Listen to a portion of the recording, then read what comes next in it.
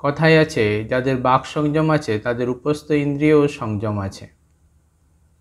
আমাদের আধ্যাত্মিক বা সামাজিক জীবন গঠনে সুষ্ঠু এবং সুন্দর এই সমাজ গঠনে বাক সংযম এবং অন্যান্য ইন্দ্রিয় সকল সংযমের গুরুত্ব যথেষ্ট। আজ আমরা কিভাবে বাক সংযম করা যায় সে বিষয়ে আলোচনা করি। আমরা অনেক সময় এমন কোনো কথা বলে বসি যেগুলো বলা উচিত নয়, অথবা এমন কিছু বলি তাকে সত্য করার জন্য আরও অনেক রং চড়িয়ে কথা বলতে থাকি, তাকে পালিশ লাগাই মিথ্যে কথার আবরণে। সেক্ষেত্রে অনেক সময় আমাদের বেশ মজা হয়, অথবা আমরা অনেক সময় একটি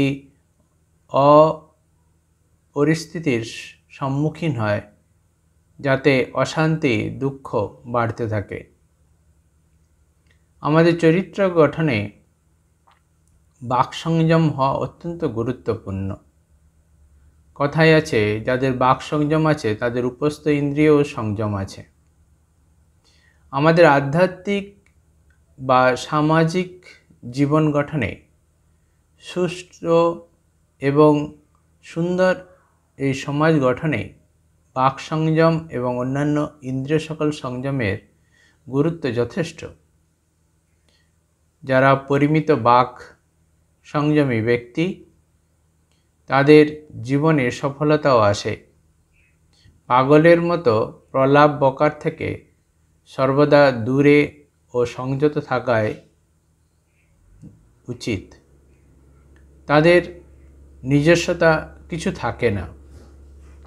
বাক সংযম অভ্যাস করাও এটি প্রাত্যহিক প্রক্রিয়ার মতো। সৎ হওয়ার জন্য সত্য আচরণ, তেমন চরিত্রবান হওয়ার জন্য সংযমতার প্রয়োজন। প্রধান হলো বাক সংযম।